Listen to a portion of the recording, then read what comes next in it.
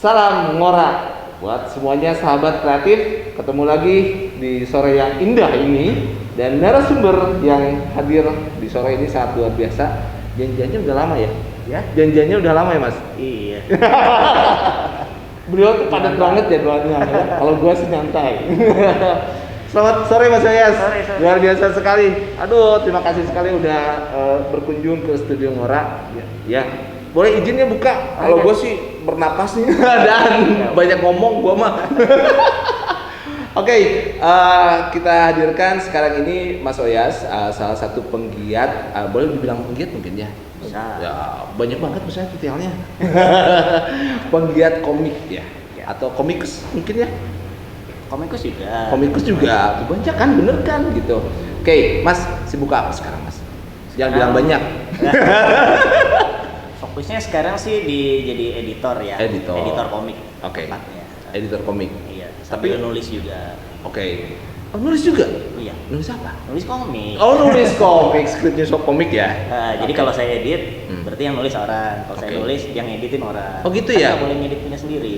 Oh iya bener. Ini yang buat teman-teman kreatif semua harus tahu. Jadi bicaranya secara industri ya. Iya. Semuanya harus dikerjakan secara teamwork. Ya. Jadi gini Mas, makasih sekali lagi udah datang ke Ngora. Bahwa Ngora ini salah satu channel yang kita bikin buat informasi teman-teman kreatif. Oke, jadi apa aja sih mainan orang kreatif tuh? Terus kadang-kadang banyak teman-teman komunitas itu yang mengerjakan kekreatifannya sendiri. Padahal kalau udah jadi industri seperti yang tadi cerita Mas Oyas, itu memang ada bagian-bagiannya. Iya, betul. Ya, nah ini saatnya kita kupas tuntas bersama Mas Oyas. Ini yang sekarang sedang dikerjakan apa Mas? Nah, kalau sekarang jawabannya banyak. Nah, kan? Karena ya kan saya di Bumi Langit ya. Jadi di Bumi Langit itu sendiri ada 4 sebetulnya. Ada Bumi Langit komik, ada Bumi Langit animation, ada Bumi Langit studio itu yang ngerjain film dan seri ya nantinya. Sama licensing and merchandise. Wow. Nah, keempat ini jadi satu ekosistem bareng gitu ya. Jadi di satu ini dikelola karena ya sekarang eranya udah konvergensi media sih ya. Bener. Jadi muncul di satu, di yang lain juga perlu Pasti gitu perlu, untuk dapat pengalaman lengkap. Ya, jadi kita gitu. Jadi bagi-bagi tugas. Bener ya tadi bagi-bagi tugas. Jadi bagian komik ya udah fokus ke bacaannya supaya orang bisa baca dulu kan. Terus nanti udah baca karyanya ini bisa jadi landasan untuk bikin animasinya. Yang bagus dekat animasinya. Kemudian kalau emang bagus ya juga dibuat filmnya. Nanti filmnya akan mendukung komiknya lagi. Ngebus lagi, ngangkat dan seterusnya sampai merchandise-nya, mainan, barang, benda pakai lainnya semua. Jadi muter terus tuh karena misalnya gini ya, untuk bikin film kan investasinya besar ya. Gede banget. Nah, jadi kita awali dengan komik dulu di awal, karena resikonya lebih kecil, pengerjaannya lebih cepat, prosesnya lebih pendek. Dari komik itu diuji dulu tuh, divalidasi dulu istilahnya ya, validasi. Kita pertama kali waktu itu lewat surat kabar dulu tuh. Oh, jadi si komik masuk ke surat kabar? Iya, pas pertama kita mulai. Malah awalnya sih enggak, kita cuma 10 tahun pertama itu fokus kita restorasi sebetulnya. Jadi cuma restorasi cergam-cergam klasik. Ditusir lagi kan udah, kalau istilah kita tuh kalau komik lama itu kan udah komedoan sama ketobean. Benar. Diperbaharui lagi. Yang hitamnya banyak putih-putihnya, yang putihnya banyak hitamnya. Jadi kita restorasi. Itu untuk restorasi satu buku cergam, itu kita hunting banyak buku cergam. Jadi dipilih halaman terbaik dari cergam masing-masing tuh. Ini misalnya ada 10 kopi nih, ada 10 kopi. Oh, ini halaman ini mana yang paling bagus? Oh, yang ini yang paling bagus. Halaman ini paling bagus. Habis itu baru diusir tuh. Usir, putih-putih yang di hitamnya dihilangin, hitam-hitam yang di putihnya dihilangin. Sudah layak jadi cetak seperti baru. Nah, itu kita cetak terbatas, dibeli oleh kalangan kolektor. Jadi cuma sekitar 500-an waktu itu. Terbatas lah ya? Iya, terbatas. Memang harganya jadi tinggi. Dan yang beli ya hanya kolektor. Ya udah 10 tahun kita begitu, tapi lama-lama kan ya seiring usia ya kolektor makin berkurang juga. Betul. Akhirnya ya ini nggak bisa berlanjut karena tadinya kan niat sucinya adalah mereservasi aset bangsa. Komik-komik cergam klasik itu kan udah kayak sastra rupa lah ya. Betul. Itu kita konservasi. Tapi ini nggak bisa muter kan, harus tetap ada biaya proses ini. Ya udah, akhirnya kita sudah harus mulai berpikir bahwa ini harus bisa bergulir secara bisnis juga. Oke. Tapi dari mana mulainya? Orang kan kebanyakan generasi muda nggak tahu gitu. Kita butuh leverage. Kalau kita bikin buku langsung itu juga, buku kan terbatas 3.000 eksemplar ya. Sekarang angka saktinya tuh cetak pertama 3.000. Itu juga berarti yang ngelihat terbatas. Kalau gitu kita butuh leverage apa? Ya udah kita coba lewat surat kabar, karena waktu itu surat kabar yang masih ratusan ribu kan, jadi bisa dilihatnya jauh lebih banyak, berkali-kali lipat, bisa 30 kali lipat. Oh iya? Kan? Ya kalau buku misalnya cuma dibaca 3.000 orang, kalau lewat surat kabar 100.000 aja, itu berarti kan 30 kali lipat. Nah ini kan kalau nggak salah waktu itu kan memang masih surat kabar belum terdampak ya, belum terdampak digital, jadi waktu itu masih di atas 300.000, masih sampai oplahnya. Jadi yang lihat bisa banyak sekali. Kita start dari situ. Setelah sambutannya bagus, ya ternyata di tahun 2015 itu kan ada disrupsi digital. 2015? Ya, 2015 tuh kerasa banget. Dunia penerbitan tuh terdampak sekali, terutama yang periodicals ya, seperti surat kabar atau majalah itu kan banyak yang rontok ya. Nah, kita tadinya di situ. Wah, gimana nih, kita harus cari jalan lain. Ya udah, akhirnya kita lihat kita mau nyasar siapa sih. Ya udah, di Gundala itu kan banyak karakternya, ada 1.000 lebih tuh. Kita mau siapa buat siapa, itu kita mesti pilih-pilih. Akhirnya kita lihat, oke, ada media populer itu Facebook misalnya. Facebook tuh rentang usia yang pakai itu berapa sih? Kita dapat 25, 35 core-nya, terus sama 35 ke atas. Berarti komiknya yang bisa kita kasih ke Facebook yang lebih dewasa kan? Ya lah, akhirnya dipilih lah pertama kali Si Buta dari Gua Hantu. Dari Gua Hantu kita cobain deh di Facebook. Ternyata bagus sambutannya. Wow, responnya rame. Rupanya orang merindukan juga ya. Karena memang sebetulnya di pasar juga sudah ada tuh komik-komik silat ya. Mungkin yang Tony Wong segala macam tuh banyak kan. Memang sudah ada pasarnya. Kita coba deh kita dekati pembaca-pembaca ini karena punya loyalitas tinggi, daya belinya juga tinggi. Akhirnya kita cobain Si Buta, sambutannya bagus, terus kita bukukan. Jadi setelah banyak dulu sih ya, setelah sampai berapa puluh ribu audiens yang mantau terus tiap minggu kan, kita buat bersama tiap minggu. Oh, ini udah cukup nih kayaknya, kita udah cukup pede, kita nawarin ke penerbit juga udah cukup pede dengan angka segitu. Ya udah, akhirnya kayak terbitin. Kita pilih formatnya seperti apa? Ya seperti tadi, seperti awalnya kita sasar pembaca yang biasa baca komik-komik silat. Yang itu, jadi itu komiknya memang premium ya kan. Kira-kira harga hampir 100.000, berwarna, kemasan eksklusif. Ya udah kita coba sih tuh, alhamdulillah berhasil. Si Buta lolos. Nextnya apa nih? Ada media lagi 2016 itu meledak, webtoon. Jadi komik yang digital terus bacanya di scroll gitu. Nah, kita perlu juga, tapi nggak di komik ini kan pembacanya kita lihat 14 sampai 19 tahun. Core-nya. Kita harus cari konten yang lain. Terus adalah komik jagoannya namanya Virgo, yang ini nih. Virgo. Tadinya Virgo nggak seperti ini. Tadinya bentuknya masih klasik.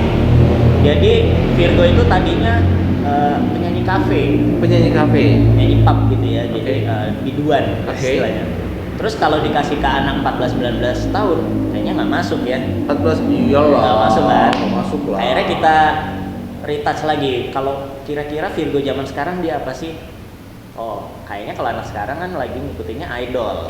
Nah, ya udah kita kemas si Virgo ini dari penyanyi biduan kafe jadi idol band. Ya udah, dia ikut kontes idola remaja yang eliminasi gitu. Berarti ini komik sekarang bentuknya? Iya, tapi komik digital. Oke. Karena yang Facebook tadi kan ya di medsos ya, kalau ini komik digital, dia pakai platform. Nah, ternyata dapet dengan cara pendekatan gitu. Kita juga pilih artisnya yang memang disukai, penulis maupun artisnya yang memang yang akrab dengan, yang dikenal dengan remaja gitu. Ya udah kena tuh semua tat. Sekarang udah 1,5 juta lebih lah ya. Apaan? Pembaca rutinnya. Iya. Wow. Terus juga kita nggak nyangka juga, surprise, ternyata ada fan translate-nya. Jadi pembaca yang pembaca lain dari luar Indonesia, negara lain itu mentranslate sampai ada 14 translate, 14 bahasa. Wow. Itu fans yang bikin.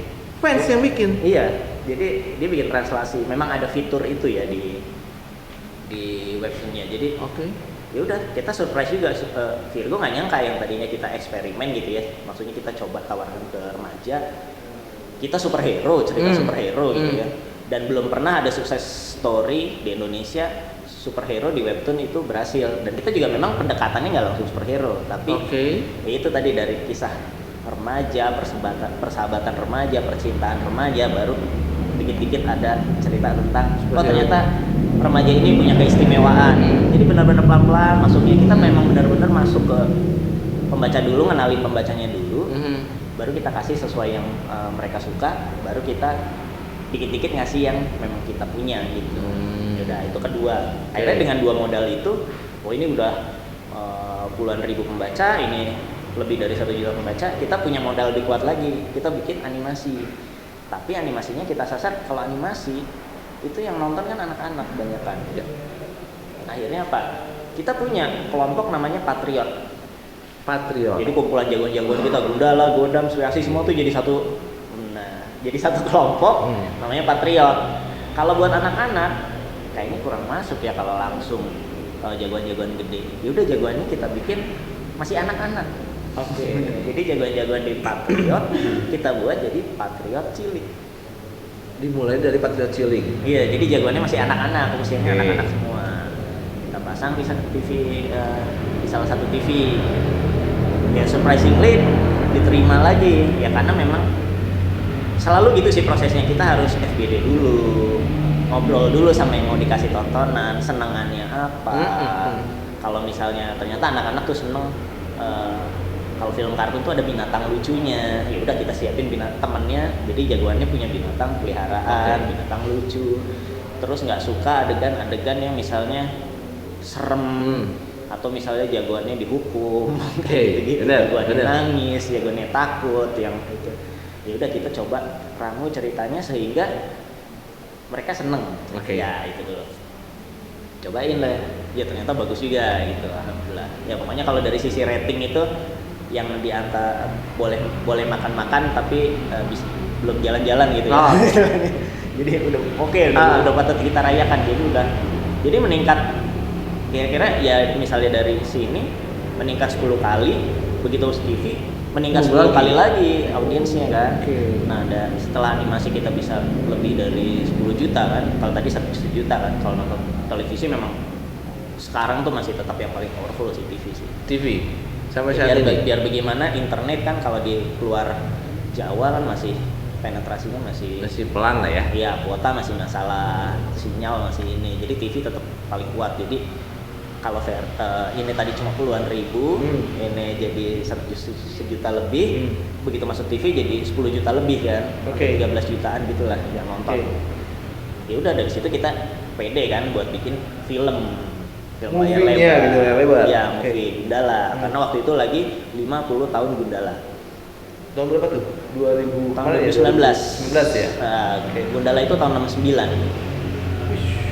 Jadi pertama rilis 69 berupa komik? Iya, komik aslinya tuh 69. Jadi kita bayangin cergamis senior kita dulu ngototnya luar biasa kalau bikin komik, sampai puluhan tahun kuat gitu ya. Gundala terus sampai belasan cerita panjang. Jadi satu cerita aja tuh bisa berapa buku gitu, dan dia bikin belasan cerita dengan panjang-panjang. Jadi daya tahannya luar biasa. Dan itu mingguan. Mingguan itu? Iya, maksudnya kan terus ya bikinnya ya. Kalau bikinnya ya pasti. Nah, jadi kalau zaman dulu itu baca di taman bacaan tiap hari Rabu kalau nggak salah gitu ya. Ngantri baca di tempat, disewa kan, sewa baca tempat, selesai belakangnya baca, gitu lagi. Itu sampai 3 jejer gitu. Oh, gitu ya dulu ya. Zaman dulu. Kalau sekarang ya ngantrinya di Facebook aja tiap hari Rabu. Ya, nah itu bicara industri kreatif untuk mungkin aku ngambil ulasan Mas Oyas tadi.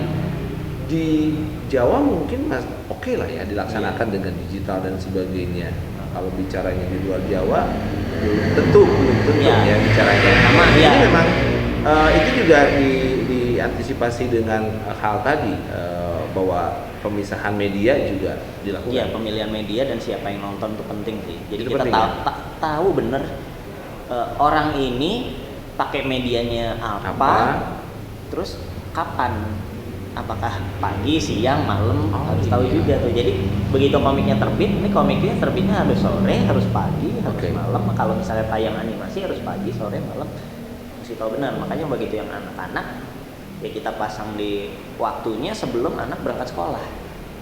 Oke, ini wah luar biasa sekali ya. Jadi ulasan dari Mas Oyas ini kalau saya lihat sih buat teman-teman kreatif menuju ke industri kreatif itu harus dikupas dalam dengan beliau.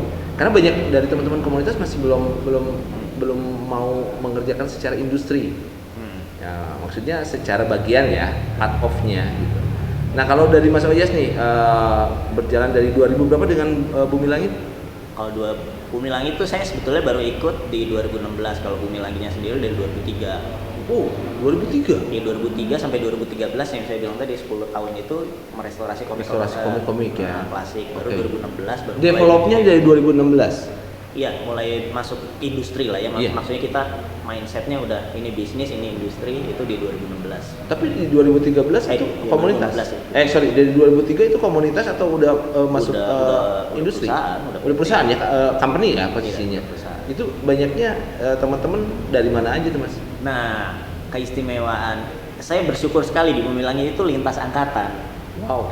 Jadi dari angkatan senior, jadi kayak waktu itu kan Pak Hasmi juga sebagai pendiri ya, salah satu pendiri Bumi Langit. Jadi cergami senior. Terus kemudian kolektor. Ada kolektor. Oh, ada kolektornya juga. Iya, ada. Justru narasumber utama kita itu Pak Andi Wijaya itu kan kolektor. Oke. Terus kemudian ada Pak Koko ini yang ya memang orang bisnis dan orang media. Jadi dia yang paham dunia medianya lah ya. Mesti masuk mana karena dia orang media. Kemudian ya ada talent muda, jadi untuk menjembatani angkatan. Itu juga talent mudanya ada angkatan saya yang 90-an gitu, saya, Mas Iwa, Mas Is. Itu yang di angkatan 90-an. Terus ada yang berikutnya di angkatan 80-an. Angkatan 80-an. Maksudnya angkatan 2000 awal. Ya maksudnya ke yang ya, muda. Jadi, beda.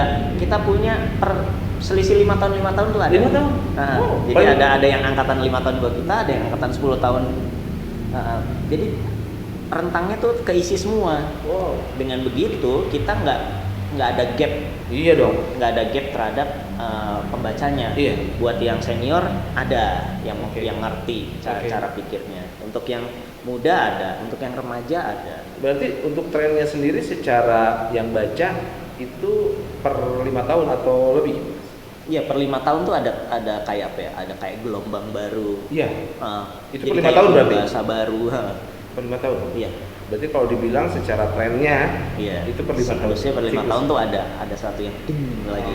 5 tahun ding ada yang baru lagi. Yang bahasanya udah ini sih mesti sama yang ngerti, sama yang angkatannya lah yang paling ngerti lah. Kalau yang Virgo ini sendiri, itu konsepnya dari tahun berapa? Virgo ya di tahun 70-an juga. 70-an juga? Aslinya tahun 70-an juga. Ini kan Pajan Mintaraga ya. Jadi Pajan Mintaraga itu ya. Aslinya tahun 70? Iya, tahun 70 berapa ya saya? Kayak tahun 70-an. Jadi yang Mintaraga? Iya, Pajan Mintaraga yang bikin. Aslinya, originnya. Nanti aku cari-cari nih. Bener, yang Mintaraga? Iya, yang Mintaraga. Wow, luar biasa ini legend ya. Iya, legend. Jadi baru habis itu kita adaptasi, kita baca ulang. Oh ya itu tadi yang ceritanya kita cocokin sama pembaca sekarang. Bahasanya seperti apa? Iya, di milenial kan lah ya. Iya. Bisa dibilang itu enggak? Lebih bawah lagi? Gen Z ya. Gen Z. Benar. Gue milenial aja deh, kalau Gen Z kemudaan. Maksudnya ini nanti kita akan kupas lagi, lebih detail lagi. Nanti Mas Yas juga rencananya pengen kita culik ya ke salah satu program kita selanjutnya posisinya. Mas Yas nih pertanyaan terakhir. Kalau boleh memilih, berkreasi di Bandung atau di luar Bandung? Kalau saya sebenarnya pengennya menjauh ke timur. Timur. Iya. Oke. Why? Ya udah cukup lah, maksudnya saya berapa 10 tahun lebih di Jakarta. Oke. Waktu itu startnya dan sekarang kembali ke Bandung nih. Jadi Kembali. waktu itu memulainya Bandung terus ke Jakarta untuk ngebangun bisnisnya kan ya. Terus balik lagi ke Bandung untuk ya udah karena dia di kantor kan di Jakarta. Maksudnya Nggak jauh banget. mengerjakan dari remote tuh masih bisa lah Jakarta Oke. Bandung masih ini, tapi berkaryanya enakan di Bandung. Oke. Yang belum itu adalah ya saya pengen misalnya sebulan di Jogja, nanti sebulan ke Bali, sebulan ke Lombok, sebulan ke Ikut dong.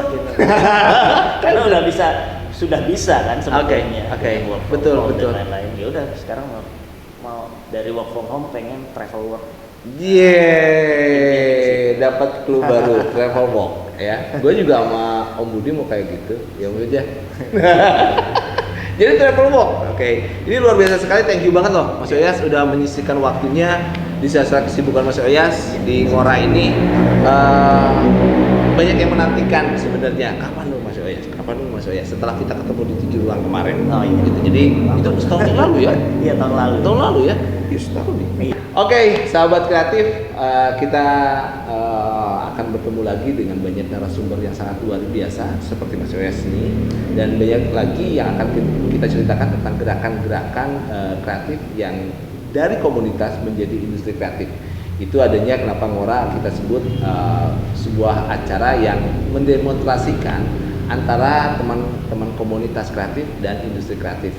Mudah-mudahan teman-teman nanti selalu mengikuti dari konten-konten yang Ngora, Ngobrol Kreatif, dan thank you banget untuk tetap menonton dari Ngora. Salam kreatif.